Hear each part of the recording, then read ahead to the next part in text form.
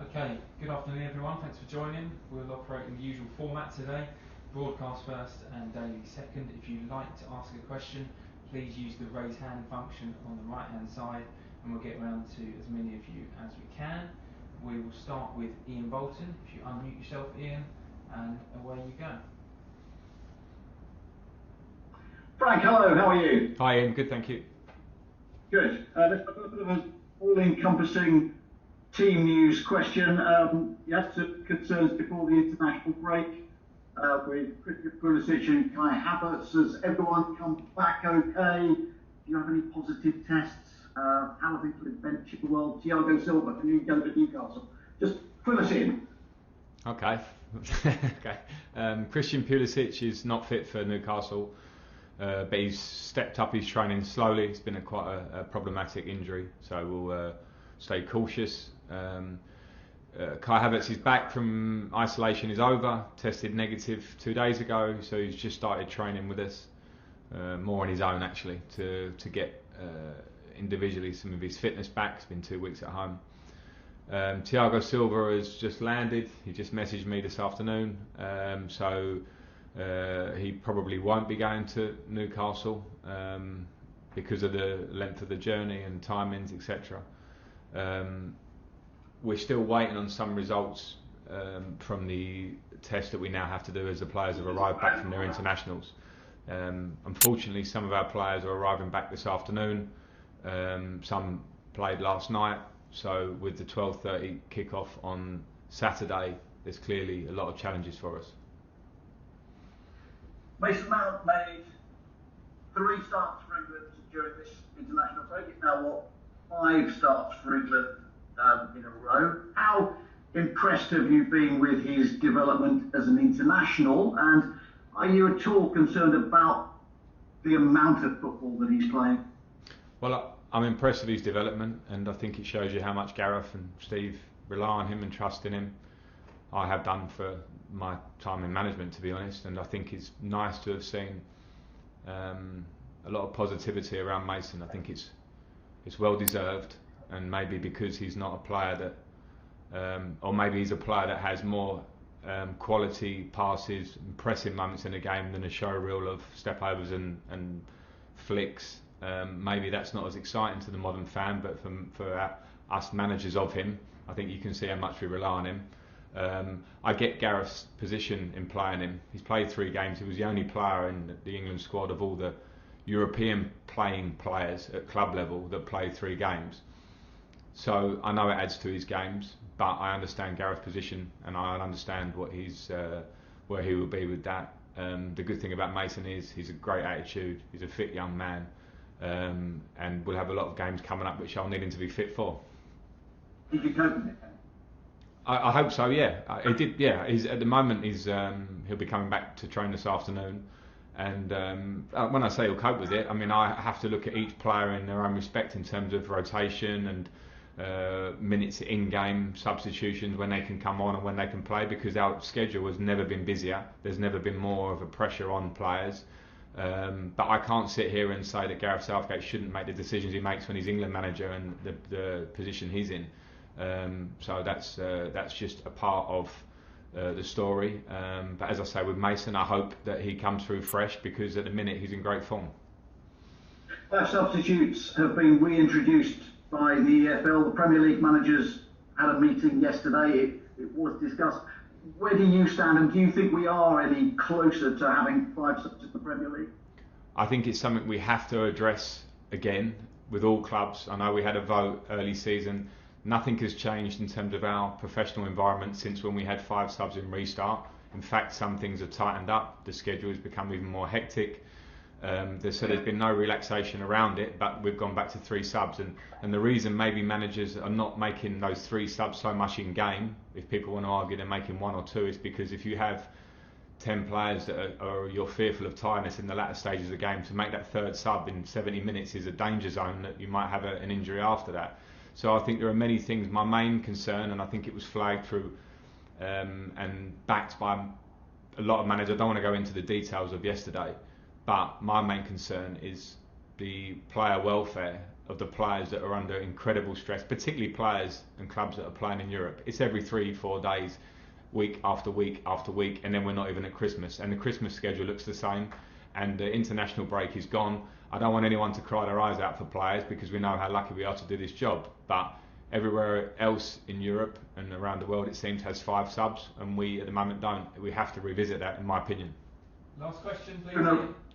Oh, okay. All right. Look, the PFA has this week announced the setting up of a new advisory group to look at how better to support former players who now have dementia. The recent news about to Bobby Charlton, of course. But you played, your father played. How concerning is it, do you think? Well, it's concerning. I spoke about this a couple of weeks ago. We have to support ex-players' families that are in this position, because at the time and the eras that they've played through, we weren't as advanced as we are now to have research, to have proper medical insights into potential reasons that why dementia has been brought on for some of these players.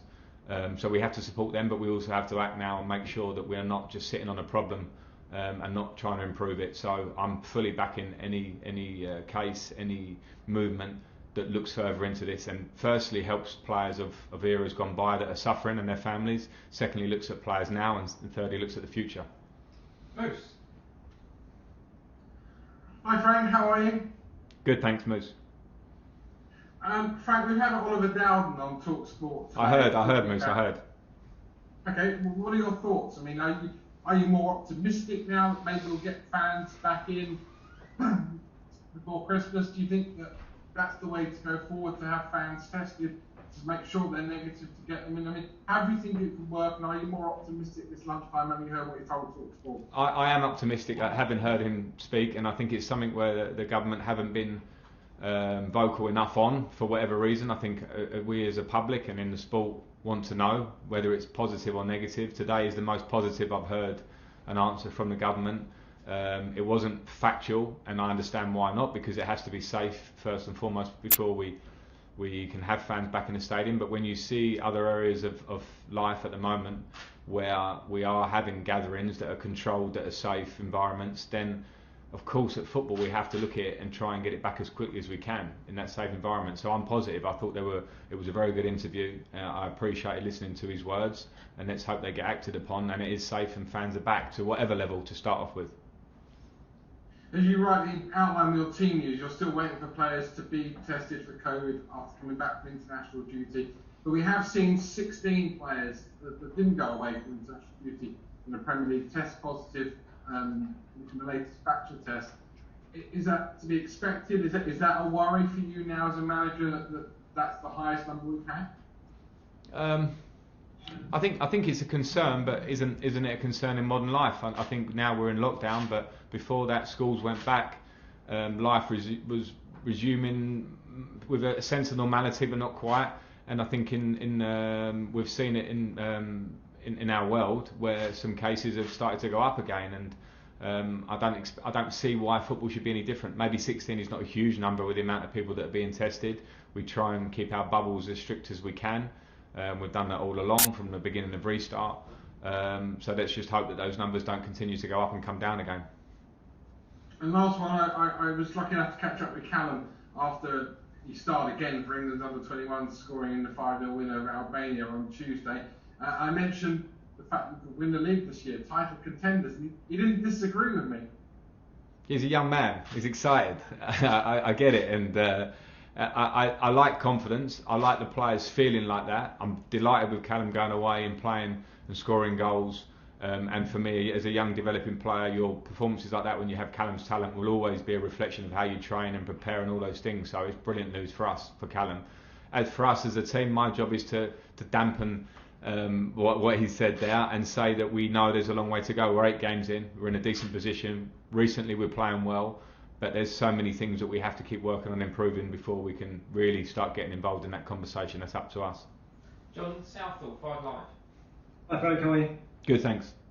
A number of managers, Frank, have spoken about the fixture schedule. I think Pep did, Jurgen Klopp did, and we have to say Newcastle away at 12:30 on a Saturday when you've just got some of your players back and you may not have them all back isn't probably the best, is it? No, it's not. I have to be honest with it, and I will be honest with it. If you're talking about any team in the Premier League, we've been training with 4 players generally in these last 2 weeks. So the majority of our squad have been travelling. Some are travelling just landing now. They will travel again to fly up to Newcastle. They'll travel back from Newcastle. They'll fly to Rennes on Monday. They'll fly back from Rennes. And when you look at the scheduling, for me, it's just a common sense factor of, I think the broadcasters never had as many slots of games as they have now. That 12:30 slot, how much does it need to be there if you are looking over the course of the season? I don't know how many times we return from international duty. I don't know, is it 5 through the season? With clubs that have got players going over there, it's absolutely not the optimum way to have players preparing for a Premier League game, which is an incredible brand all around the world. So you want the best of the brand, and it's very difficult for us to prepare for this game anywhere near where we are preparing to our best. I want us to play to our best, but it's very difficult circumstances. I mean, what is the answer? Do you as managers speak with the Premier League, speak with broadcasters, and also just another one? How worried are you? You touched on it a minute ago. That players are going to pick up injuries. Obviously, they've had a really busy schedule. They've had the international break. You've now got 9 games coming up in a month as well. How concerned are you about that? I'm concerned because it's across the Premier League. The injuries are going up across the Premier League. Muscle injuries are going up. The numbers are there if the Premier League want to go and look at them closely. So it's clear there's a correlation of games, game after game after game. 0 pre-season. The schedule is tighter. Throughout the season there will be these really busy patches, and if we want to handle them as best we can, if we want to look after the players and get the product as well as we can, change the time of 12:30. Change the time. That's not a difficult conversation for me to have. The amount of things we changed due to COVID and Project Restart, and now in this season that we had to change because these are incredible times, then we have to continue looking for the best way to change it. So the answer is stop talking and act upon it. How many players do you think you'll have missing on Saturday? I don't know yet. We're assessing today, so I would say. Last one, John. That's it. Thank you very much. Thanks, John. Thank you. Olivia from PLP. Unmute yourself, Olivia. Thank you. Sorry, hello. Hi. Just quickly, you spoke about leadership on a podcast this week. What do you think is the most important trait when it comes to leadership and management? Wow. You caught me with that one. I was going to talk about 5 subs or something, some more. I mean, there are so many facets to it. I think as a leader, you obviously have to, in simple terms, you have to be somebody that the team wants to follow, and you have to set a marker for it. But I think a modern day leader has to be somebody that also is, first and foremost, close quarters to their players, and we talk about man management as we would talk about over the years, where I think that is such a huge part of your job. So when we have a squad now, and I look at our squad, which is a really strong squad, I also have to make sure I'm close to all the players professionally and slightly off the pitch as well, so that I can try and get the best out of them individually to make the collective the best. So man management and being pretty humble. I think a humble leader for me was always someone I would have reacted to that was very open to regular conversations with their players. And obviously on the Newcastle game, Chelsea haven't got the greatest away record against Newcastle in the Premier League. Obviously, I know it's important not to underestimate anyone, but even more so Newcastle, given what happened in this fixture last season. And you mentioned fans, obviously being at games. Do you think this could maybe go in your favour, no fans being at St James's Park, because it's such a big stadium? I'm not sure about the fans. I don't know the answer to the fans one for any game, let alone Newcastle. I think sometimes home fans can bring a pressure, make a team that want to play counter-attacking football feel like they can't do, or different things. So I'm not sure about the fans. But I do know that Newcastle is always a very difficult game. I played in those games and they were difficult. Particularly for us, we had the difficulties of the early kickoff. I'm not using it as an excuse. It's just a fact and a factor for us. And Steve Bruce is a great manager who deserves huge credit for the job he's done there already and organises his team brilliantly. So it's a tough game on all fronts. Last two, James Ollie and Jerry Cox. James. Hi Frank. Just firstly, just wanted to check on Ben Chilwell and his fitness. And secondly, you said recently that you were sort of looking at ways to manage Christian Pulisic. Do you feel you've found the answer to that yet? Whether it's a more kind of tailored training program, or are you still sort of searching for the answer on that one? Yeah, with Ben Chilwell, I hadn't seen him yet. He stayed with England, as you know, he was on the bench last night. Obviously getting fantastic care with England, so I'll see him this afternoon, but he was improving, hence he was on the bench. So I'm positive that he'll be okay, but I'll have to see him later on today or straight after this. With Christian, we're still searching. He's in a position at the moment where, as I said, he's had a problematic injury. And I think it's normal, not every player is different. I think Christian had a history before coming to us of some muscular injuries, he's had them again.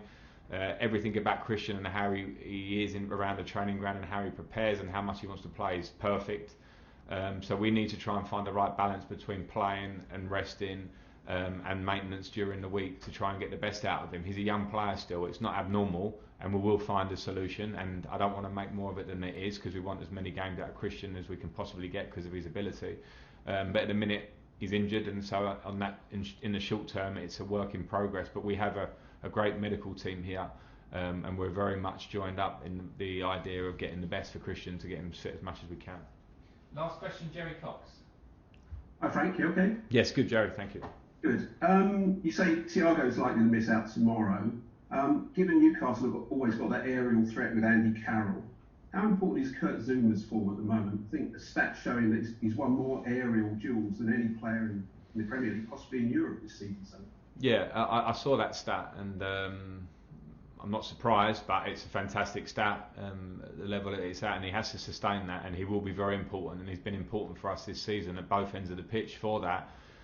It's something I think we looked at in off-season. We could have been better at times last season, particularly in defending our own box, and that's a standard we need to keep. There are reasons why we've had a decent run of some clean sheets and conceding less goals. That's a factor in it, and Kurt's been a big part of that. But every centre-back and actually every player on our team has to be switched on to the aerial threat when you're coming up teams that have individuals that can obviously be dangerous for you in the games. Okay, that's the end of the broadcast.